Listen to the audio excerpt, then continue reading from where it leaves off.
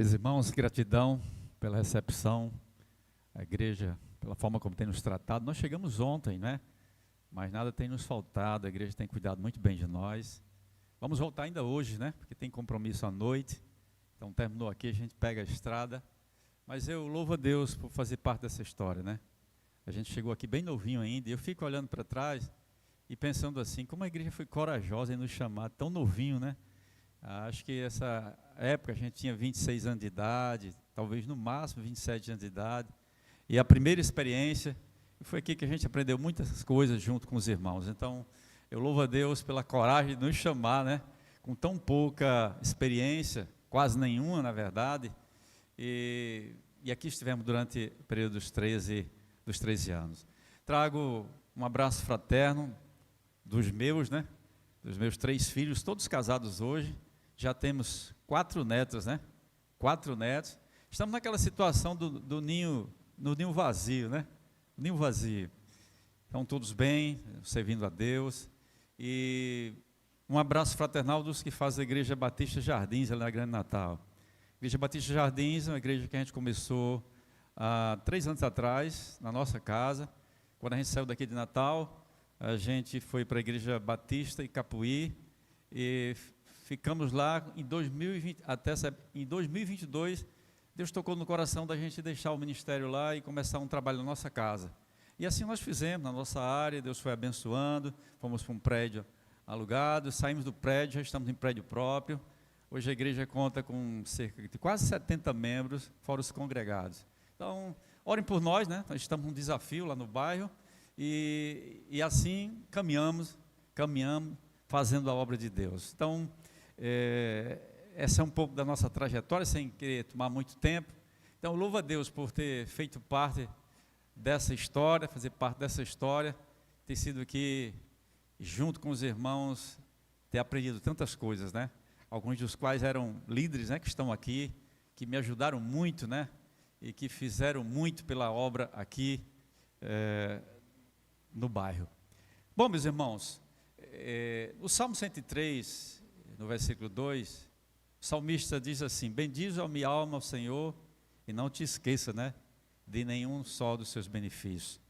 Esse era o versículo que eu gostaria de ler, já falei. E o outro que está em Hebreus, você pode abrir aí Hebreus capítulo 10 e versículo 25. Eu quero fazer uma conexão entre uma coisa e outra. Hebreus 10 e 25. Amém? Diz assim, na versão antiga, diz assim: não deixando a nossa congregação, como é costume de alguns, antes admoestando uns aos outros, ainda mais quando vês que vai se aproximando o dia. Nessa versão que eu tenho aqui, diz: não deixemos de reunir-nos como igreja, segundo o costume de alguns, mas procuremos encorajar-nos uns aos outros, ainda mais quando vocês veem que se aproxima o dia. Bendize a minha alma ao Senhor e não te esqueça de nenhum só dos seus benefícios. Nada mais importante do que a gente ter um coração grato, né? De reconhecer as coisas que Deus faz na nossa vida, na vida da nossa igreja. E a gente sabe como um coração grato agrada a Deus. Todo mundo relembra aquela expressão de Jesus quando ele curou os leprosos, e só um voltou para agradecer, e ele perguntou pelos demais: aonde estão os demais? É fácil a gente cobrar de Deus quando ele não faz aquilo que a gente quer, mas é a gente agradecer quando ele faz tantas coisas por nós. Às vezes nós deixamos de agradecer porque nós não percebemos certas coisas como bênção. A gente só entende bênção às vezes quando é coisa grande, material, uma casa, mas a gente não consegue ver bênção nas pequenas coisas, no ar que respiramos, os pés que nós temos para andar, os olhos para ver, o sono que a gente realiza todos os dias. Tem tanta gente que gostaria de fazer essas coisas mínimas e não tem condições de fazer. Daí tanta gente reclamando, tanta gente insatisfeita, murmurando. Tem muito mais coisas do que imagina, mas não sabe agradecer a Deus. Às vezes a gente não agradece porque a gente costuma atribuir a outras coisas e pessoas aquilo que deveria ser honra de Deus. A gente vê lá fora, quando chove, as pessoas ficam agradecendo a Pedro, né? A São José, não sei quem, fazendo fazendo promessa com os santos e agradecendo aos santos pelas bênçãos recebidas, e não sabe reconhecer que todo dom perfeito vem do alto, do Pai das luzes, né? Como diz a Escritura. A gente não atribui a Deus aquilo que Ele faz, ou simplesmente atribuir ao acaso, né? A coincidência, né? Foi sorte, né? Fulano de tal tem isso, é muita sorte. As pessoas costumam falar dessa maneira. Não existe sorte, existe bênção ou maldição, porque tudo que nós temos vem de Deus. É como Jesus disse a Pilatos: vocês não teriam nada se de cima não fosse dado.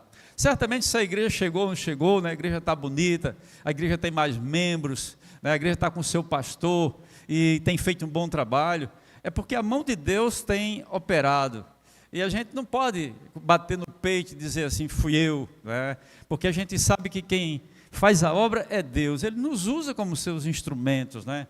E que alegria. Uma vez eu fui visitar um colega, eu não estou usando para falar do colega, mas apenas para fazer observar as visões diferentes. E o colega me levou por diversos pontos da sua igreja. Ele disse: olha, você está vendo isso aqui? Quando eu cheguei aqui não tem nada disso, eu fiz. Você está vendo isso aqui? Ele saiu dizendo cada coisa que tinha acontecido na sua igreja e dizendo, fui eu. E eu fiquei muito preocupado com essa expressão, né? Em momento algum ele diz, Deus me usou para fazer isso. Porque, na verdade, a gente deve ser muito grato por Deus nos usar. A gente, na verdade, não trabalha para Deus. Quando a gente trabalha com Deus, essa é a grande diferença. E Deus é quem nos usa, Deus é quem nos abençoa. Um prega, o outro faz isso, mas Deus é quem dá o crescimento. Então, se chegamos aonde chegamos, é porque Deus assim o fez. Há muitas formas da gente agradecer, e talvez não existe forma melhor do que a gente marcar o pé na nossa igreja, marcar o pé na nossa congregação, vestir a camisa, se juntar com o pastor e fazer a obra, porque Jesus disse, trabalhemos enquanto é dia, porque noite vem quando ninguém mais poderá trabalhar. Amém? Por isso que eu li esse versículo de Hebreus 10 e 25, e é baseado nisso que eu gostaria de fazer uma exortação nessa manhã, com uma forma boa e agradável de você agradecer a Deus, ser grato a Deus e a igreja por tudo que tem acontecido em sua vida. Não deixemos de congregar, como é costume de alguns, antes fazendo demonstrações uns aos outros, tanto mais quando vê que vai se aproximando aquele dia. Vocês, ao ler esse versículo, prestaram atenção numa coisa, que abandonar a congregação, deixar de frequentar os trabalhos da igreja, é um costume que não é novo, aliás, um mau costume, né? Um mau costume. Porque existem os costumes bons, existem os costumes maus, que às vezes acaba comprometendo a nossa vida. Um ditado antigo já dizia, você plante uma ação e você colhe um hábito. Plante um hábito, você colhe um caráter. Plante um caráter e você colhe um destino. Então a gente deve plantar bons hábitos, né? Ter bons costumes para ter um bom destino. E alguns irmãos do passado já estavam com esse mau costume de relaxar nos trabalhos da congregação. O escritor sagrado estava preocupado com isso, que é a mesma preocupação dos pastores nos nossos dias. A gente vive num tempo onde há um relaxamento a respeito da frequência à congregação. Hoje nós lidamos com um fenômeno, que é o fenômeno dos desigrejados, que tornou-se maior logo após o período da pandemia. Tem muita gente que se diz evangélico, que está nas suas casas, que não frequenta a igreja, mas se diz evangélico. No último censo do IBGE, a gente se defrontou com essa realidade. Muitas pessoas nessas condições. Algumas pessoas deixaram de congregar, estão em casa. Outras pessoas deixaram de congregar, foram para outras congregações. E algumas outras simplesmente deixaram e voltaram para o mundo. De uma ou de outra forma, a preocupação do autor sagrado é a mesma. Nós, como pastores, vivenciamos essa realidade, que é uma realidade que nos preocupa. Há aqueles irmãos que vêm pouco à congregação. Alguns vêm em dia de festa, daí aqueles rótulos, né? O crente bolo, que só vem em dia de festa. Tinha um irmão que brincava, dizia assim, e falava do crente alma, que de vez em quando aparece, né? Eu estava outro dia no culto, e o irmão estava dirigindo, e ele foi apresentar um visitante, só que o visitante era membro da igreja, mas fazia tanto tempo que o irmão não vinha, né, que eu disse, não, irmão, ele é membro da igreja, né? Fazia tanto tempo que para ele era visitante. Desculpa para não vir à igreja é o que a gente mais ouve, né? Uns colocam a culpa no tempo, está chovendo, o sol está quente. Outros colocam a culpa nos filhos, os filhos são medonhos, dão muito trabalho. Outros colocam a culpa na violência, está perigoso. Eu lembro que eu fui visitar um irmão, já há uns 3 meses que ele não vinha à igreja. Eu disse, irmão, o que está acontecendo? Sinto sua falta na igreja. Ele disse, pastor, andaram roubando a minha casa. Aí eu brinquei com ele, disse, levaram sua fé também? Né? 3 meses sem vir à igreja. E eu fico a me perguntar, quais são as razões? O que explica as pessoas a seguirem nesse mau costume, já costume de alguns, a agirem com esse relaxamento em relação à sua congregação, em relação à sua igreja? O que leva as pessoas a se afastarem do convívio? Eu acho que a gente pensar um pouco nisso é importante, porque talvez estejamos lidando com essa situação no presente, e saber disso é importante para a gente corrigir os rumos, porque é importante a gente marcar a presença na nossa congregação, é importante a gente estar junto, é importante a gente estar reunido, fazendo a obra de Deus. Eu penso em algumas razões. A primeira é pecado, né? Pecado na vida. Quando o pecado entra na vida da pessoa, o primeiro reflexo é em relação à participação na igreja. As pessoas perdem a vontade, as pessoas perdem o desejo. É por isso que o diabo tanto tenta as pessoas para pecar, porque ele sabe que as pessoas vão perder o ano para estar na igreja. Ele mesmo vai dizer no ouvido, olha, ali não é lugar para gente como você está, né? Você é um hipócrita, olha o que você fez para estar ali não é teu lugar, né? E se você voltar para lá, as pessoas não vão te receber. Então, as pessoas vão perdendo aquela alegria. Você já viu aquele irmão com conversa fácil, que se entrosava muito facilmente, e de repente você passa na rua por ele e ele corta caminho, ele já não tem mais aquela capacidade de se expressar, já não tem mais aquela alegria, e você, puxa vida, fulano mudou tanto, o que está acontecendo? Às vezes é isso, né? A pessoa está fraca espiritualmente, está pisando na bola e não sente mais aquela comunhão, aquela facilidade de estar. Isso nos relembra de Adão, né? Adão estava lá no paraíso e tinha comunhão com Deus, até o dia que ele pecou. E a primeira coisa que ele fez foi o quê? Ele fugiu da presença de Deus. Eu não estou dizendo que toda pessoa que se retira da congregação, que não está vindo à igreja, está em pecado necessariamente, está vivenciando essa condição. Mas muitas vezes não é outra coisa, senão pecado na vida, que faz com que as pessoas percam o desejo de estar na congregação. Problemas mal resolvidos. Seria maravilhoso se não houvesse problema entre os remidos, né?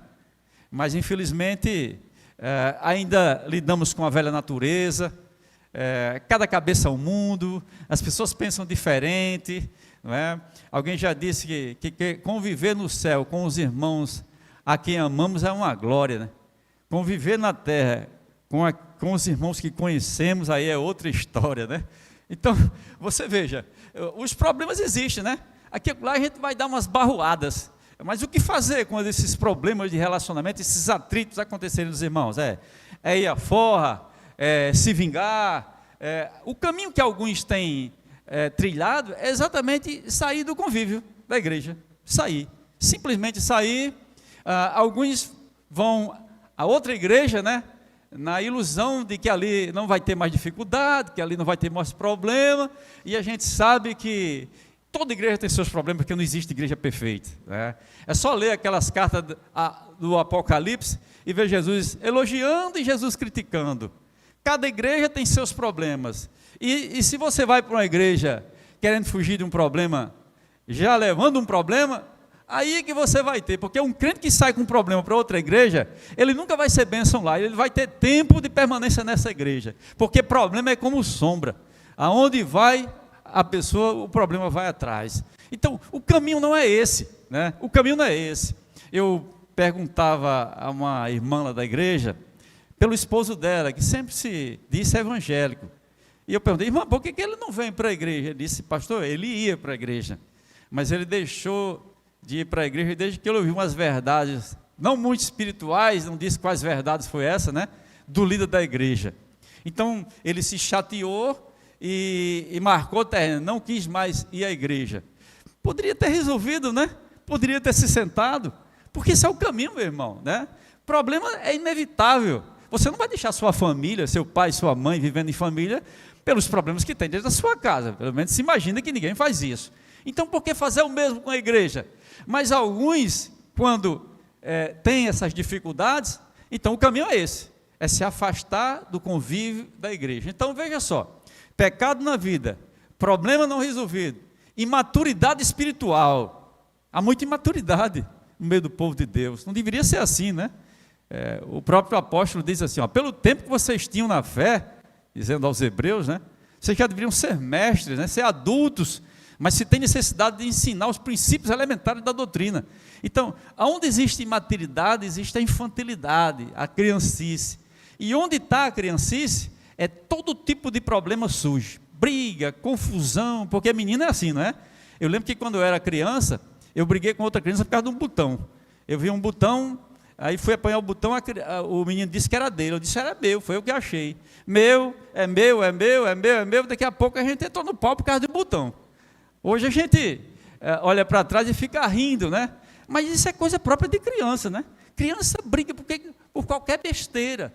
E existem muitas crianças, por isso que alguém disse, a igreja está mais, às vezes, para a creche do que para outra coisa, pela criancice que existe dentro da igreja. Então, o que você pode esperar disso? Os pastores, muitas vezes, perdem muito tempo, em vez de estar dando tempo para o preparo dos sermões, para a evangelização, para a edificação da igreja, perdem muito tempo para resolver os problemas da meninice. Não é assim, pastor Moab? Os problemas da meninice que surgem. Eu lembro que a igreja foi fazer o meu aniversário, fez um bolo muito bonito, e apareceu aquela fila para pegar um pedaço de bolo com um copo de refrigerante. Aí chegou a vez de uma irmã, foi pegar o seu bolo. E a irmã que estava repartindo o bolo, deixou já um pedaço assim de lado, para uma pessoa lá. E ela, quando foi pegar o pedaço dela, a irmã deu o pedaço dela e disse, eu quero aquele. Né? Ela disse, não, irmã, esse pedaço aqui está separado para a irmã fulano de tal. E a irmã fulano de tal é melhor do que eu. Aí começou a briga por causa de um pedaço de bolo. Isso é discriminação. E isso não é igreja. Eu não vou ficar uma igreja onde discrimina. E pegou a Bíblia dela. Aí a irmã disse, tá bom, irmã, pegue o seu bolo. Fez um pedaço maior ainda para ela, deu para ela. A irmã não quis nem saber. Bateu o portão da igreja e desapareceu. Nunca mais apareceu na igreja por causa de um pedaço de bolo. Vocês imaginam? A meninice. Então, essas infantilidades fazem com que muitas pessoas se afastem da igreja. Eu fui visitar um irmão que há muito tempo não vinha à igreja, e fiquei surpreso, porque ele disse, pastor, aquela igreja ali não tem consideração por nós, a gente chega no final do culto, vai apertar a mão dos irmãos, e o irmão vem apertar a nossa mão com 3 dedos. Você já imaginou alguém que se afastou da igreja por conta de um aperto de mão? Mas tem gente que sai da igreja por menos do que isso, né? A roupa de alguém, o brinco de alguém, porque o pastor não visitou, porque a irmã de fulano de tal não falou com ela, as coisas mais absurdas que você pode imaginar. Então, a meninice, né? A criancice, explica porque há essas coisas, a infantilidade. Chegou na igreja um tempo atrás uma senhora e veio falar comigo após o culto. E ela disse, pastor, eu vim da congregação tal e eu gostaria de ser membro da igreja. Na primeira vez que vai à igreja, ela quer logo ser membro. Eu disse, irmã, mas por que a irmã quer ser membro? De onde a irmã vem? Ela disse, a igreja dela. E por que a irmã quer se tornar membro aqui? Ela disse, olha, o dirigente da igreja que eu faço parte fez uma coisa conosco que não se faz. Porque em todo canto que a gente vai, a gente recebe a oportunidade para cantar. E lá o dirigente não deu oportunidade para nós. Então, estava medonha da vida porque não recebeu a oportunidade para cantar. Também não disse as razões porque não recebeu a oportunidade, né? E queria deixar a sua congregação para se tornar membro e logo na nossa igreja. Eu disse, irmão, faça o seguinte, vá assistindo aí, né? Vá afirmando suas convicções, depois a gente conversa sobre isso. Foi a última vez que eu a vi. Né? Então você pode imaginar a infantilidade que explica por que muitas pessoas deixam de congregar. expectativas frustradas, motivações erradas. Eu não sei qual foi a sua motivação ao chegar na igreja, ao vir para a igreja. A minha, eu posso falar, eu entrei na igreja porque eu entendi que eu era pecador, que eu precisava de Jesus, eu abandonei o mundo e estava disposto a seguir Jesus, e assim o fiz, continuo até hoje. Mas muitas pessoas entram na igreja com expectativas erradas, ou motivações que geram interrogação. A gente sabe que tem gente que entra na igreja para melhorar financeiramente, para conseguir bens materiais, até porque hoje a gente está convivendo com a ideia da teologia da prosperidade, que os pregadores vão aí aos púlpitos e prometem mundos e fundos às pessoas. Então ficam a imaginar, como diante daquela pregação, as pessoas chegam dentro da igreja. Então, vem pessoas com todo tipo de motivação. Tem gente que vem para arranjar um casamento. O pastor Anselmo aqui uma vez disse: pastor Anselmo, se o senhor arranjar uma feirinha para mim, eu entro na igreja.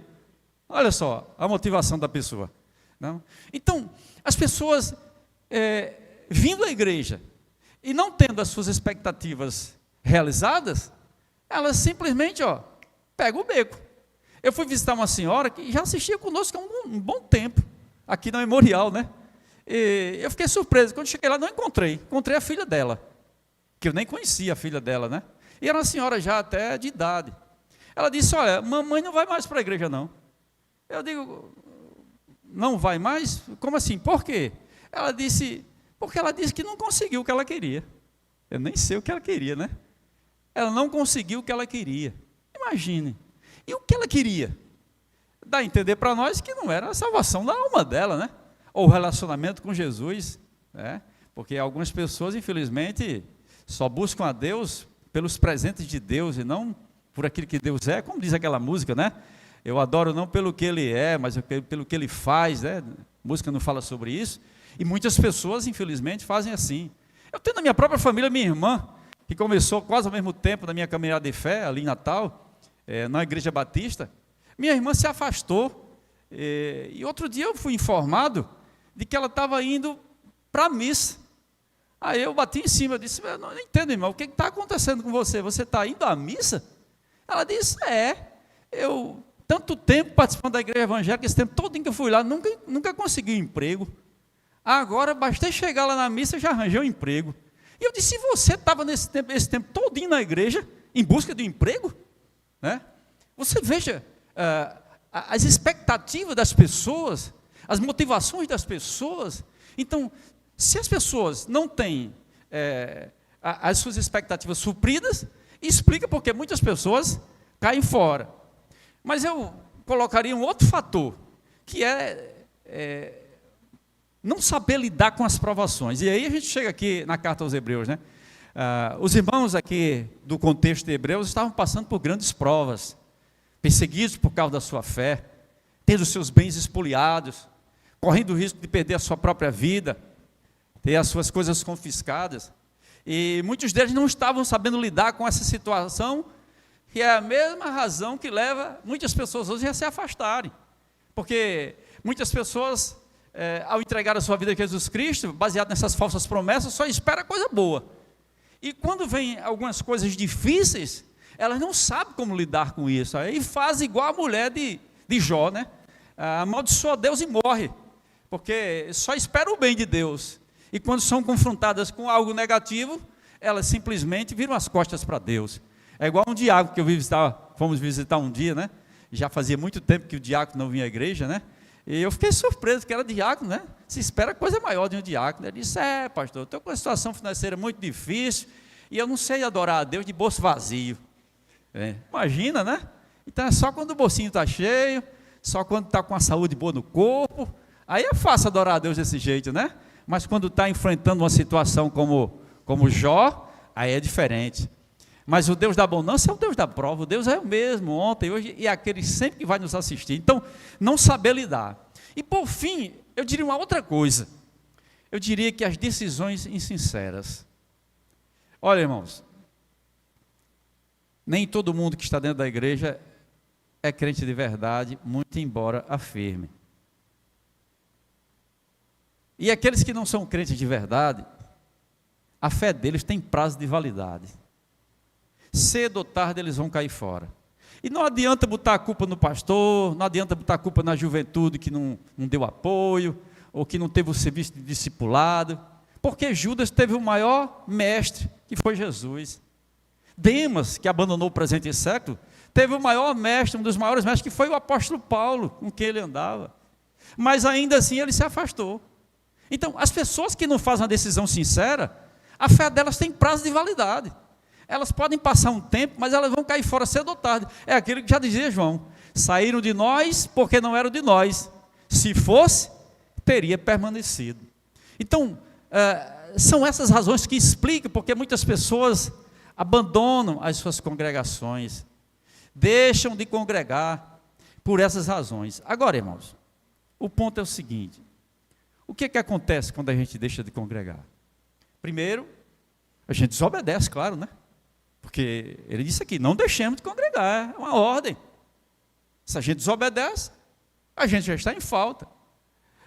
A gente estava para levar para a Assembleia, porque o nosso regimento interno, o nosso estatuto, geralmente as igrejas batistas é assim: quando uma pessoa se afasta por muito tempo, depois de seguir aquele trâmite, né, se leva para a Assembleia e a Assembleia exclui, tira do rol.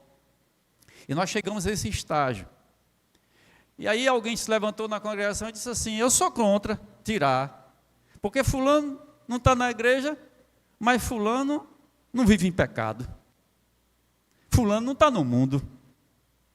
Aí me chamou a atenção. Não está em pecado. Mas a pessoa que não está congregando, ela está no erro. Ela está desobedecendo. Porque a ordem de Deus é que você esteja congregando. Eu não consigo entender como alguém está bem espiritualmente e não tem prazer de estar na igreja. Você consegue? Porque quando a gente está bem espiritualmente, a gente tem a alegria de estar com os irmãos. Se a gente falta um domingo, a gente sente. Se a gente falta um mês, sente mais ainda.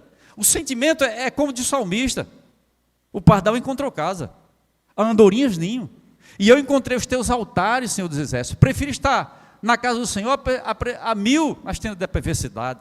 Esse é o sentimento de alguém que está bem espiritualmente. Então, se alguém se afasta da congregação, se alguém se afasta do convívio, é porque está mal espiritualmente, tem alguma coisa que está dificultando a vinda dela à igreja, que está dificultando a comunhão. O que acontece quando nós deixamos de congregar? Nós perdemos a oportunidade de crescer. Porque quando a gente congrega, a gente aumenta a fé. A fé não vem pelo ouvir, e ouvir a palavra de Deus, ouvindo os hinos, ouvindo a mensagem, as experiências dos irmãos que estão na mesma caminhada. Aquilo ali nos faz crescer, as experiências em comum, e isso é bom para nós mesmos. Quando a gente deixa de congregar, a gente perde tudo isso. Por isso que a tendência é definhar espiritualmente. Todo mundo conhece aquela ilustração da brasinha. Quando a brasinha está na fogueira, ela está brilhando. Quando ela é retirada dali e colocada à parte, ela vai se apagando. Assim que acontece quando a gente deixa de congregar. A gente vai perdendo a oportunidade de crescer espiritualmente, porque a gente cresce no convívio. A gente, por mais difícil que seja o convívio, mesmo com o irmão que é chato, mas a gente aprende com ele. Pelo menos a gente vai aprender a ter paciência, né? A gente vai aprender a suportar uns aos outros em amor. A gente cresce espiritualmente. Os mandamentos recíprocos só podem ser cumpridos na comunhão dos santos, né? Por isso que a Bíblia diz: olha, amai-vos uns aos outros, levai-vos cargo dos outros, suportai-vos uns aos outros, e daí por diante. Como nós vamos cumprir isso aí se nós não estivermos vivendo em coletividade? Essa ideia de que posso ser crente em casa, né?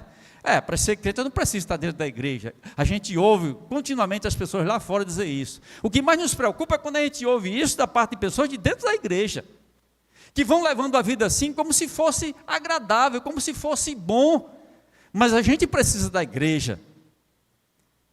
Eu encontrei aqui mesmo em Mossoró uma senhora muito bem de vida, né, muito bem estabelecida. Ela criou um atrito lá com a sua igreja, e num ponto ela disse assim, que eu achei uma atitude de muito orgulho, né?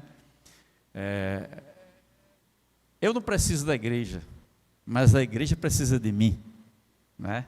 Ela disse isso, nunca esqueci a frase dela. E ela se equivoca, né? Ela precisa muito mais da igreja do que talvez a igreja dela, porque ela talvez vai ter dificuldade de viver espiritualmente sem a igreja, mas a igreja vai conviver sem ela, porque a igreja é do Senhor e as portas do inferno nunca prevalecem contra a igreja. mas uma atitude de orgulho, né? Ela vai perder espiritualmente, obviamente, a oportunidade de crescer, vai perder aquela cobertura espiritual. Quando a gente está na igreja, a gente tem a cobertura espiritual. O que é essa cobertura espiritual? É poder contar com os irmãos, com as orações, com a preocupação, e é tão bom. Tem gente que se incomoda, porque está muito no meu pé, o pastor ligando, né, o irmão cobrando, né, eu quero viver minha vida à vontade. Uma vez eu fui visitar um crente aqui mesmo no bairro, né? Ele disse assim: eu não quero ser crente com vocês, eu quero ser do meu jeito, né? Tem muita gente que quer ser crente do seu jeito, mas o jeito de ser crente, Deus já determinou na sua palavra. E a palavra dele diz que é congregando, é estando junto, né? Na comunhão dos santos, porque a gente precisa disso. A gente precisa disso. Então, isso que alguns acham chato, na verdade é uma bênção na vida de cada um de nós. Coisa mais maravilhosa de quando você está passando uma tribulação grande, né? Eu fui visitar a nossa irmã, a Bilene, né? Ontem. Vocês sabem, né? Das provações que ela tem passado. Imagina aí ela sozinha, lidando com a situação daquela. Quando ela está na comunhão dos santos e faz parte do coração, tem dezenas de crentes orando por ela. Isso é muito bom. Isso ajuda a pessoa na sua dificuldade, na sua caminhada. Alguém que se preocupa, alguém que ora, alguém que intercede, alguém que aconselha, alguém que traz uma palavra de encorajamento. Essa cobertura espiritual que quando a gente deixa o convívio, a gente perde. E muitas pessoas não acordam para isso. O que acontece quando a gente não congrega? A gente atrasa o avanço do reino de Deus. Imagina aí se cada um fosse fazer como alguns dizem: eu posso ser crente em casa. O que seria da obra? O que seria do reino? Se fosse para a gente ficar em casa, não tinha necessidade de Jesus Cristo criar a sua igreja. Eu sei que a igreja é muito mais do que o prédio, não é o prédio, a igreja são as pessoas, mas é a Assembleia dos Santos, igreja, né, eclésia. Se fosse para a gente ficar em casa, então não tinha necessidade de Jesus criar a igreja. Hoje tem gente se satisfazendo com a igreja online, com os cultos online. Eles podem dar alguma coisa boa para você, mas nunca vão dar o cheiro do irmão, nunca vão dar a comunhão que a gente precisa, o mano a mano. Aquele pastorzão lá online, ele não vai estar com você na hora do problema, ele não vai visitar a tua casa, por melhor que seja ele, por mais interessante, sofisticada que seja a sua mensagem. Ele não vai ser como o pastor Moab, que está aqui acompanhando você no bairro, que quando você está doente, ele está lá orando por você, está lhe acompanhando. Se você fraqueja espiritualmente, ele está lá dando uma força a você. Por mais bonita que seja a sua palavra. Então, veja só, o que seria do avanço do reino de Deus? Porque as missões, a evangelização, ela é feita quando o povo está junto. Juntos somos melhores, né? Como diz o ditado. Juntos somos mais fortes. Quando o povo de Deus se junta, que pode exercer os seus dons na coletividade. Deus concedeu dons à igreja, a um canta, o outro toca, o outro evangeliza, o outro distribui, contribui, mas o ajuntamento do povo de Deus faz com que o reino de Deus cresça, avance. Imagine se cada um fosse ficar em casa, o que seria do reino de Deus? É isso que acontece quando a gente deixa de congregar, a gente deixa o espaço para o desperdício do uso dos dons. E além disso, para concluir, quando a gente deixa de congregar, a gente fica inseguro em relação ao porvir. Vocês perceberam aqui que ele diz assim: olha, não deixando de congregar, como é costume de alguns, antes admoestando uns aos outros, tanto mais quando vê que vai se aproximando aquele dia. Agora observe aí que aquele dia aí está com D maiúsculo, não está? Ele faz uma referência ao dia maior, né? Aquele dia de Cristo, quando nós haveremos nos encontrar com Ele. Eu pergunto para vocês, tem lugar melhor para a gente estar, quando Jesus voltar, do que estar firme na sua igreja, na comunhão dos santos, fazendo a obra de Deus? Não tem melhor lugar para a gente estar do que estar nessa condição. Agora, qualquer pessoa que está fora dessa condição, afastado da igreja, talvez lá no mundo, fazendo coisas que não deveria fazer, eu duvido que ela sinta essa segurança quando Jesus Cristo estiver para voltar. Quando Jesus Cristo voltar, e eu creio que Ele está às portas, né? Eu sou do pensamento que estamos vivendo os últimos dias. É bem verdade que os últimos dias é aquele período que começou com a descida do Espírito Santo, porque Pedro mesmo explicou isso, né? Que o que estava se cumprindo era o que Joel tinha falado, que nos últimos dias o jovem teria um sonho. Então, os últimos dias começou a se cumprir naquele dia, parcialmente. E vai se cumprir com o advento de Cristo. Nós estamos na finalização dos últimos dias. E não tem melhor local para a gente estar, melhor coisa a fazer do que estar envolvido com a obra de Deus. Isso nos traz paz, isso nos traz segurança, isso nos traz certeza. É verdade que a igreja não salva ninguém, a gente sabe disso. A nossa confiança não está na reunião com os irmãos, até porque a gente sabe que muitos naquele dia vão dizer: Senhor, eu curei, profetizei, fiz aquilo outro, porque confiam na igreja. Mas, por outro lado, a gente sabe também que a gente, quando está em comunhão com Deus, em comunhão com a sua igreja, isso nos traz segurança, isso nos faz levantar a cabeça, a enfrentar com alegria o dia do advento. Eu quero ser um daqueles que, quando Jesus voltar, ser aquele que bem-aventurado, aquele servo que, quando o Senhor voltar, encontrar ele fazendo assim: entra para o gozo do teu Pai. Então, meus irmãos, o que nós devemos fazer com os irmãos que têm o mau costume de deixar a sua igreja? Ele diz: exortemos, admoestemos uns aos outros. Isso não é só serviço do pastor, nem da liderança da igreja, é serviço de todos nós. Em vez de o irmão faltando, a gente enterrar, fofocar dele, colocar ele em maiores dificuldades, criticá-lo, falar mal dele, onde chega, vamos ajudá-lo, vamos exortá-lo. Que tal fazer uma visita a ele? Que tal perguntar a ele: meu irmão, o que está acontecendo? Senti sua falta, é tão importante a sua presença na igreja, ter um real amor por aquele irmão, uma real preocupação com a sua falta na igreja, e advertindo, exortando, dando uma força, para que ele esteja também na igreja. A igreja faz 40 anos, talvez o melhor presente que você pode dar à sua igreja, é fincando o pé na sua igreja, é se juntando com o seu pastor, é vestindo, como eu disse, a camisa da sua igreja, para que a igreja cresça, porque é a vontade de Deus que a sua igreja cresça, o trabalho possa ir adiante, muitas almas possam alcançar Jesus Cristo, a igreja possa alcançar muitas almas para Jesus Cristo, e assim o reino de Deus se expandindo. Deus tem feito maravilhas nesses 40 anos na vida da igreja. Deus poderia ter feito ainda mais coisas, se muitos não tivessem ficado pelo caminho, se muitos não tivessem se afastado, por causa de coisas mínimas, tão pequenas, insignificantes. Se todos que começaram desde o início, continuassem até hoje, seria uma outra realidade. Então, nós fazemos a diferença, quando nós estamos dispostos a fazer a vontade de Deus, quando nós cumprimos aquilo que Deus pede de nós. Não deixemos de congregar, como é costume de alguns, antes admoestemos uns aos outros, tanto mais quando vejo que vai se aproximando aquele dia. É uma forma da gente agradecer a Deus, fincando o pé na sua casa, reconhecer os seus feitos sobre a nossa vida e sobre a vida da nossa igreja.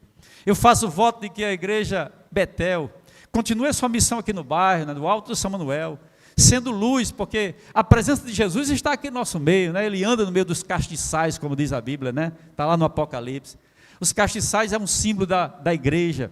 Ali Jesus marca a presença, porque a presença de Jesus não é monopólio de denominação nenhuma, nem de uma igreja específica. Às vezes as pessoas chegam para nós e dizem assim: vamos lá para a minha igreja, porque lá você vai sentir a presença de Jesus. Jesus está presente onde 2 ou 3 se reúnem em seu nome.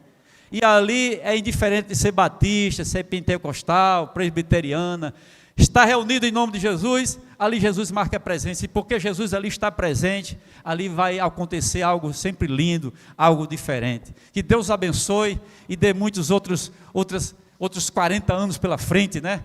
Sempre cumprindo a missão que Ele determinou para cada um de nós, amém? Deus abençoe, meus irmãos, continue orando por nós, e nós estaremos orando de lá por vocês.